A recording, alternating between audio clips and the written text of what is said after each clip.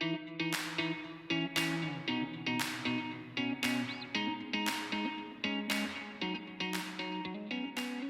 this is Chase McWhorter, Managing Director with IREI, and I'm with Kelly Sheehy and Kevin Nishimura. What are you most excited about in healthcare real estate today? So we've talked about seniors, MOB, all the different aspects of healthcare real estate, the way Artemis looks at it. So what makes you most excited for healthcare real estate today? Sure. I think right now we're most excited about the seniors housing opportunity that's out there. You look at coming out of COVID, you've seen a real reset in basis in senior living. You've seen cap rates expand versus multifamily. So prior to COVID, cap rates were in rough parity, and today there's 150 to 200 basis point spread. You see tremendous demographic growth of the senior population next to very muted, if any, supply growth in senior living.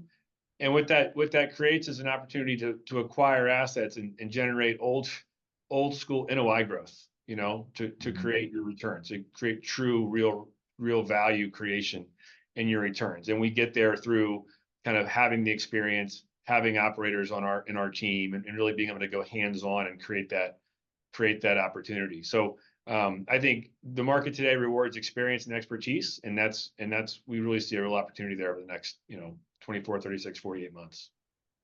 And maybe again, just for a little bit context there, and this is kind of going back to kind of the beginning of the conversation, but maybe just even context, because most excited about the seniors housing, that NOI growth, in context to broadly healthcare real estate, what would be the other, and it's not to say the others aren't intriguing, senior housing is just standing out right now, but what is that in relation to as far as the way you guys are looking at it? Again, medical outpatient, things like that. So what would that include? Yeah, I think, the way we think about it again is always a balance and creating a diversified portfolio. So whether we're overweight or underweight through an investment period, we can make that determination over the course of a 4 to 5 year investment timeline. But for us, it really, I think what's interesting is the continued institutionalization of overall healthcare real estate. And touched on this earlier, but the rotation of investors into core cash flow oriented product, and I think medical outpatient is the beneficiary of that. And so we're seeing really capital come into the medical space and make it more institutional. But then also we're starting to see a lot more capital formation that's occurring. So large institutional allocators that are, seeing now, what's going on in the stability of medical, also sovereigns and foreign capital starting to really, take a lot more interest in the space. And what's kind of uniquely happened now is it's, as we all know, with healthcare and with real estate more broadly, it takes time for pricing to reset. And so with this significant interest rate run up over the last, 24 months, it's taken time for pricing to reset, but we actually see positive leverage now again in relative to where you can finance assets, putting long-term financing on relative to where cap rates have now settled out on the medical side. And so for us, when we think about building the portfolio, medical is always really the anchor of the portfolio, high current cash flow, really at the sort of what we'll call the core plus end of the return spectrum.